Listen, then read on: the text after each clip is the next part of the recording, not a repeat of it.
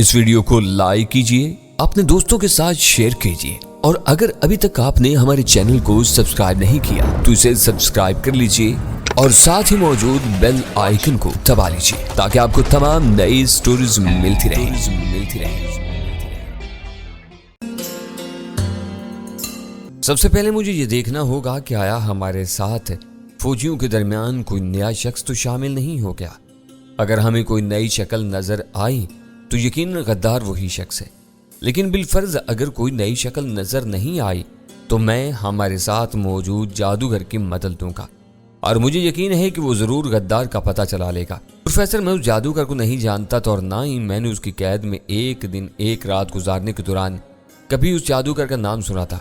तब मुझे अंदाजा हो गया कि वातर कोई ऐसा शख्स है जिसे ये लोग जादूगर समझते हैं और जिसकी जात पर जार्स को बहुत एतमाद है। मेरे लिए ये बात ज़रूरी हो गई थी कि अब मैं बहुत ही एहतियात के साथ कदम उठाऊं ताकि मुझे ज़्यादा से ज़्यादा खैमों को जलाने की मोहलत मिल सके। मैं दरअसल इन लोगों की पूरी खैमागाह को राख का ढेर बना देना चाहता था। मेरा हरगिज़ ये इरादा नहीं था कि मैं शमराला के कले के दरवाजे की जानिब जाकर बस्ती वालों से ये कहूँ कि वो फाटक खोलकर अजोब के लश्कर पर टूट पड़े। ये बात तो मैंने महज बुराल और उसके साथियों की हिम्मत बढ़ाने के लिए कही थी और अपनी गैर मामूली कुव्वतों को उनसे पोशीदा रखने की गर्ज से की थी। मैं तो शमराला की बस्ती से यह तहिया करके निकला था कि अजोब और उसके सारे लश्कर को तहस नहस करके रख दूंगा। अब मैंने और ज्यादा होशमंदी के साथ काम लेते हुए एक बार फिर अपना काम शुरू किया और देखते ही देखते 5-7 खैमों में और आग लगा दी, जिसने भड़क कर आसपास के 10-12 खैमों को अपनी लपेट में ले लिया। गद्दार अब भी अपना काम किए जा रहा है। एक तरफ से आवाजें बुलंद हुई, वो मजीद खैमों को आग लगा रहा है। हमें उसे पकड़ने की कोशिश करना चाहिए वरना एक भी खैमा सही सालम बाकी ना बचेगा। एक और आवाज बुलंद हुई और कई लोग दौड़े दौड़े जार्स के पास पहुंचे। मैं भी उनके पीछे भागता हुआ वहां जा पहुंचा। मेरे हाथ में अभी तक मशल मौजूद थी। कुछ और खैमों को आग लगा दी गई है जार से, एक शख्स ने फूली सांसों के साथ जार से कहा। गद्दार मुसलसल अपने काम में मसरूफ है। मेरा ख्याल है कि वो खैमों में आग लगाने के लिए मशल को इस्तेमाल कर रहा है। जार्स ने कहा, तुम ऐसा करो कि तमाम मशल बरदार सिपाहियों से कहो कि वो फौरन अपनी अपनी मशलें लेकर इधर सामने वाले मैदान में जमा हो जाएं। कोई मशल बरदार सिपाही खैमों के पास मौजूद न रहे। जल्दी करो, सारे मशल बरदार सिपाहियों को उधर जमा कर लो। जार्स का जुमला पूरा होने से पहले ही मैं चुपके से वहां से खिसक लिया था और जल्दी से एक खैमे के पीछे जाकर मैंने जलती हुई मशल उस पर उछाल दी। खैमे में आग लग गई और मेरे हाथ खाली हो गए। अब मेरे पास कोई मशल मौजूद नहीं थी। अब मैं मशल बरदार सिपाही नहीं था। जार्स ने जिन लोगों को हुक्म दिया था वो चंद मिनटों के अंदर अंदर सारी खैमा गाह में फैल गए थे और तमाम मशल बरदार सिपाहियों को जार्स का हुक्म सुनाकर उन्हें सामने मैदान में जमा होने की हिदायत करने लगे। देखते ही देखते सारे मशल बरदार सिपाही सामने वाले मैदान में जमा हो गए, लेकिन मैं इनमें शामिल नहीं था इसलिए कि मेरे पास अब कोई मशल मौजूद नहीं थी। मैं नीम तारीकी में दूसरे सिपाहियों के साथ घुल मिल गया और यह मंजर देखने लगा। जार्स ने तमाम मशल बरदार सिपाहियों को हुक्म दिया कि वो 2 कितारों में आगे पीछे खड़े हो जाएं। जार्स के हुक्म पर फौरन अमल किया गया।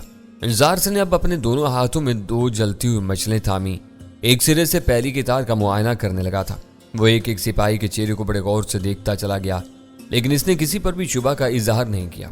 सब चेहरे उसके जाने पहचाने थे। उसके बाद उसने दूसरी कितार का मुआयना शुरू कर दिया। यहाँ भी वो एक सिरे से दूसरे सिरे तक तमाम चेहरों को गौर से देखता चला गया, लेकिन उसे कोई भी अजनबी चेहरा नजर नहीं आया। वो खासा परेशान नजर आने लगा। इन लोगों में कोई शख्स मेरे लिए अजनबी नहीं है।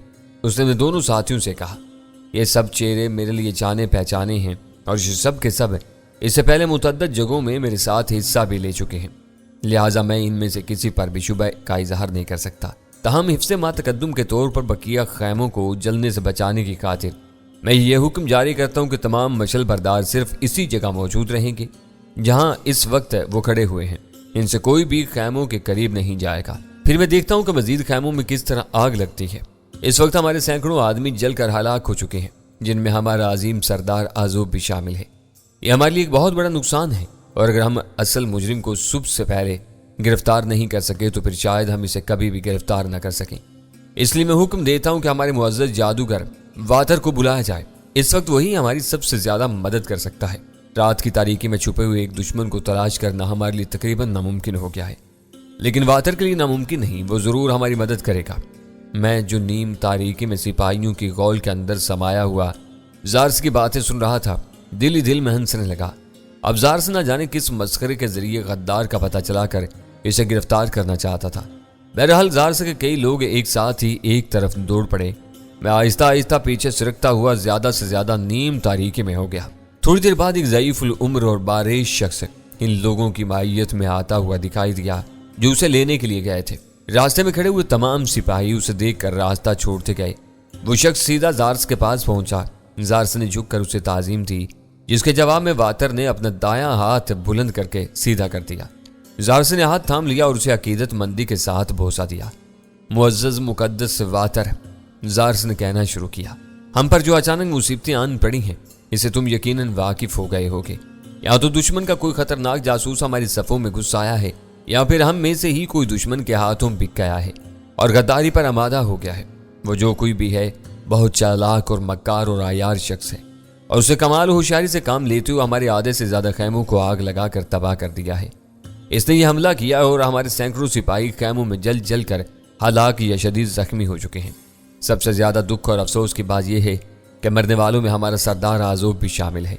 बल्कि हमारा अंदाजा ये है कि हमला आवर ने सबसे पहले उसी के खैमों को अपना निशाना बनाया था, जबकि वो बेखबरी के आलम में मारा गया। मैंने और मेरे साथियों ने अपने तौर पर गद्दार को तलाश करने की बहुत कोशिश की, लेकिन हमें इसमें कामयाबी हासिल नहीं हो सकी।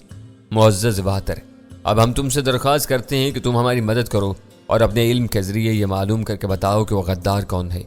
उसकी निशानदेही हो जाए तो फिर इससे निमटना हमारा काम है। लेकिन तुमने ये मफरूज़ा क्यों कायम कर लिया कि गद्दार सिर्फ एक ही शख्स है? वातर ने कहा, जिस पैमाने पर लश्करगाह में खैमों में आग लगाई गई है, इससे तो यह अंदाज़ा होता है कि यह काम किसी एक शख्स का नहीं बल्कि कई अशखास का है। मुझे तो ऐसा मालूम होता है कि तुम्हारी सफ़ों के दरमियान गद्दारों का एक पूरा गिरोह मौजूद है।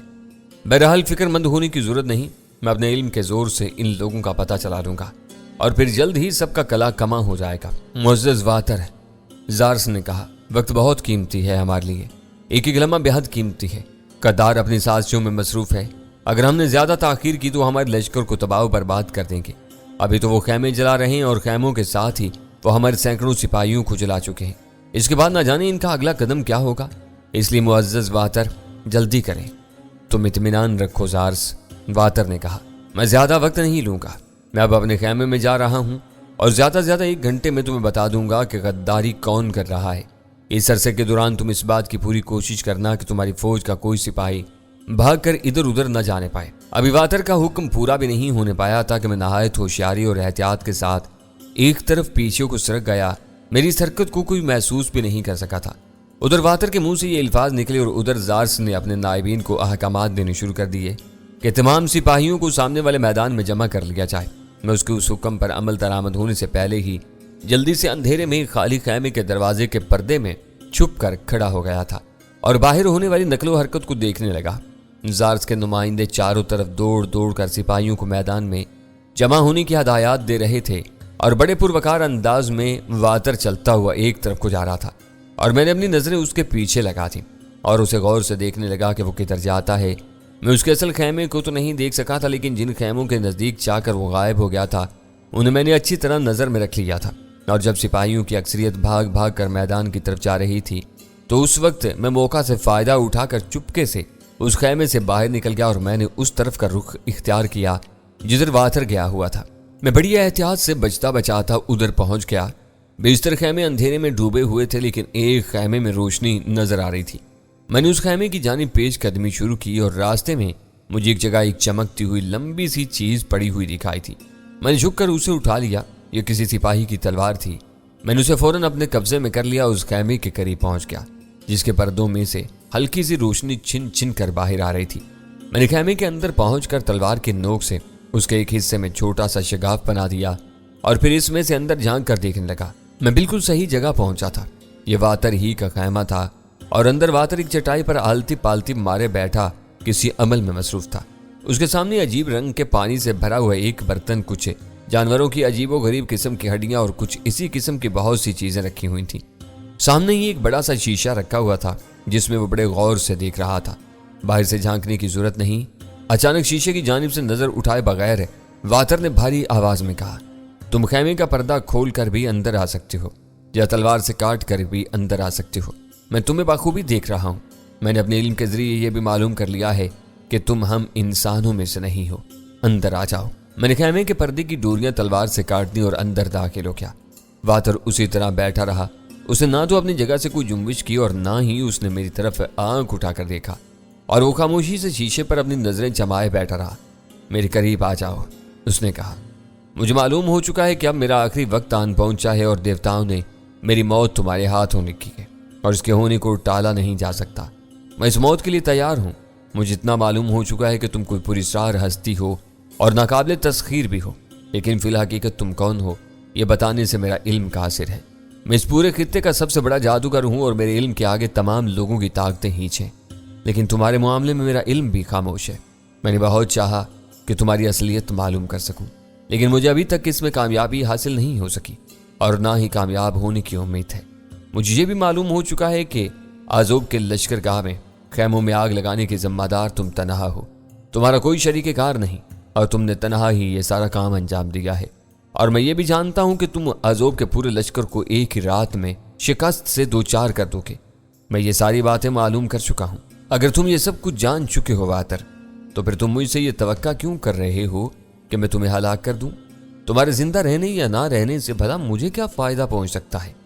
تم نے بات ٹھیک کہی کہ میں ایک پراسرار شخصیت ہوں، اور یہ بھی حقیقت ہے کہ اپنی شخصیت کے اسرار سے میں خود بھی واقف نہیں ہوں۔ تم نے یہ بھی صحیح کہا ہے کہ میں نے کسی بھی شریک کار کی مدد کے بغیر آزوب کی خیمہ گاہ کو آگ لگائی ہے، اور میں اس کی فوجوں کو بھی تہس نہس کر دوں گا۔ شمرالہ کی بستی کے لوگ بے قصور ہیں، انہوں نے کوئی خطا نہیں کی، انہیں اپنی آزادی اور خود مختاری پیاری ہے، تو اس میں گناہ کی کوئی بات نہیں۔ انہیں اپنے دفاع کا پورا حق حاصل ہے، اور میں اس معاملے میں ان کی بھرپور مدد کروں گا۔ مجھے معلوم ہے، واتر نے مدبرانہ انداز میں گردن ہلاتے ہوئے کہا، مجھے سب کچھ معلوم ہے، بس اب تم اپنی تلوار سنبھالو اور ایک ہی وار سے میری گردن کاٹ دو۔ میرا پیمانہ زندگی اب لبریز ہو چکا ہے۔ دیوتاؤں کا حکم یہی ہے کہ میں تمہارے ہاتھوں مارا جاؤں، اور اس حکم کو ہر حال میں پورا کیا جانا ہے۔ میری طرف سے کوئی مزاحمت نہیں ہوگی، بس اپنا کام کر ڈالو۔ نہیں واتر، میں نے اپنا سر نفی میں ہلاتے ہوئے کہا، مجھ سے یہ کام نہیں ہو سکتا۔ میرا اور تمہارا کوئی جھگڑا نہیں، تم نے مجھے کوئی نقصان پہنچانے کی کوشش نہیں کی، اس لیے میں تمہیں ہلاک نہیں کروں گا۔ نہیں میرے دوست، واتر نے افسردگی کے ساتھ کہا، دیوتاؤں کا حکم بہرحال پورا کرنا ہوگا، اسے ٹالا نہیں جا سکتا۔ میرا وقت آ چکا ہے، اب تم جلدی کرو، وقت ضائع مت کرو۔ میری ذہنی اذیت کے لمحوں کو طول نہ دو، مجھے تمہارے ہی ہاتھوں قتل ہونا ہے۔ بس اب جلدی کرو، تلوار اٹھاؤ اور میرا سر قلم کر دو۔ میرا مقدر یہی ہے اور دیوتاؤں کی مرضی بھی یہی ہے۔ میں نے اس کے ساتھ کافی ہیل و حجت کی تھی پروفیسر، لیکن وہ باز نہیں آیا اور بالآخر مجھے اس کے بے حد اصرار پر اس کا کہنا ماننا ہی پڑا۔ میں نے تلوار کے ایک ہی وار سے اس کی گردن تن سے جدا کر دی اور اس کا بنا سر کا دھڑ کچھ دیر تک زمین پر تڑپتا رہا اور بالآخر ٹھنڈا ہو گیا۔ اس کے مرنے کے بعد میں بڑی دیر تک اس کے خیمے میں موجود رہا، اس کی چیزوں کو الٹ پلٹ کر دیکھتا رہا۔ اس کا خیمہ عجیب و غریب قسم کے سامان سے بھرا ہوا تھا، ہڈیاں، کھوپڑیاں، طرح طرح کے پرندوں کے پر، جانوروں کے ناخن، حیوانوں کے سینگ اور درندوں کے پنجے، طرح طرح کے رنگا رنگ مشروبات مختلف شیشیوں میں بھرے ہوئے تھے، اور اسی قسم کی بیسیوں چیزیں پڑی ہوئی تھیں۔ مجھے ان اشیاء کا جائزہ لیتے ہوئے کافی دیر گزر چکی تھی اور مجھے وقت کا اندازہ نہیں ہو سکا۔ میں تو اس وقت چونکا جب مجھے خیمے کے باہر کچھ قدموں کی آوازیں سنائی دیں، کچھ لوگ ادھر آ رہے تھے۔ میں فوراً چوکنا ہو گیا اور خیمے کے پردے کی دیوار کے ساتھ چپک کر اس طرح کھڑا ہو گیا تھا کہ آنے والوں کی نظریں فوراً ہی مجھ پر نہ پڑ سکیں۔ چند ثانیوں کے بعد خیمے کے دروازے کے پردے کے پیچھے آواز آئی، معزز واتر، زارس نے ہمیں آپ کے پاس بھیجا ہے تاکہ ہم یہ معلوم کر سکیں کہ آپ کو ابھی کتنی اور دیر لگے گی۔ اندر سے کوئی آواز نہیں آئی، باہر بھی چند لمحوں تک سناٹا طاری رہا۔ معزز واتر، آنے والوں میں سے کسی ایک نے دوبارہ آواز دی، کیا ہم اندر آ سکتے ہیں؟ ہمیں اندر آنے کی اجازت دی جائے۔ اب ظاہر اندر سے پھر کوئی آواز نہیں سنائی دی تھی، چاروں طرف سناٹا تھا، کوئی جواب نہیں آ رہا تھا۔ باہر کھڑے ہوئے لوگوں میں سے ایک نے کہا، شاید معزز واتر ابھی تک اپنے کسی اہم عمل میں مصروف ہیں، ہمیں خود ہی اندر دیکھنا چاہیے اور پھر زارس کو بتانا چاہیے۔ میرے خیال میں تم ٹھیک ہی کہتے ہو۔ دوسری آواز سنائی دی، چلو اندر چل کر دیکھتے ہیں، اور اس کے ساتھ ہی خیمے کے دروازے کا پردہ ہٹا اور وہ سپاہی اندر داخل ہو گئے۔ ان میں سے ایک کے ہاتھ میں ایک مشل روشن تھی۔ خیمے کے اندر داخل ہوتے ہی جس چیز پر ان کی نظر سب سے پہلے پڑی تھی وہ سر کٹی لاش تھی۔ معزز واتر کو کسی نے قتل کر دیا ہے، ان میں سے ایک نے لرز کر کہا، اس کا سر वो कोने में पड़ा हुआ है और जिस्म उधर पड़ा हुआ है। ये तो बड़ा गजब हो गया। दुश्मन का ये बड़ा भरपूर वार और कारी हमला है, दूसरे शख्स ने कहा।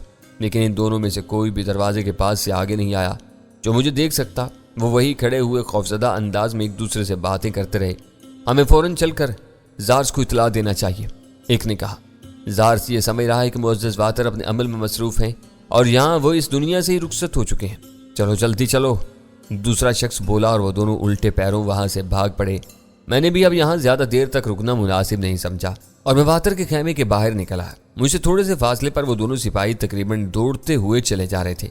इनका रुख मैदान की तरफ था। नीम तारीकी में खास फासले से मैंने इनका ताक़ुब जारी रखा।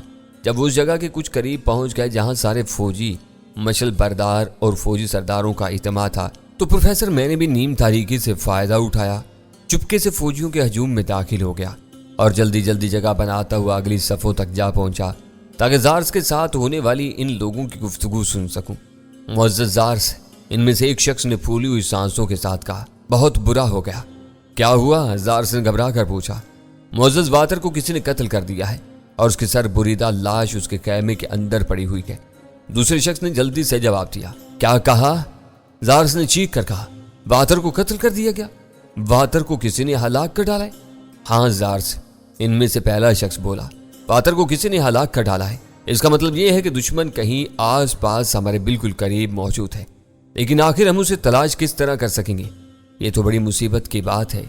जो शख्स या अशखास अजोब को हलाक कर सकते हैं, हमारे सैकड़ों सिपाहियों को जलाकर हलाक कर सकते हैं, वातर जैसे अजीम साहिर को हलाक कर सकते हैं जो इतनी ज़बरदस्त ज़ाहिराना कुव्वतों का मालिक था, वो हम में से किसी को भी जब चाहे हलाक कर सकते हैं। हम में से किसी की भी जिंदगी उनके हाथों महफूज नहीं है। मेरी समझ में नहीं आता कि अब हमें क्या करना चाहिए। जार्स अपने साथियों से गुफ्तगू में मसरूफ था और मैं शमराला की बस्ती के कले की जानिब देख रहा था जो भूतों के किसी स्याह फाम और वसी आरीज मस्कन के मानी तारीकी में सर उठाए खड़ी थी। इसकी फसीलों के धुंधले खतूत गहरे स्याह पस मंजर में साफ तौर पर महसूस किए जा सकते थे।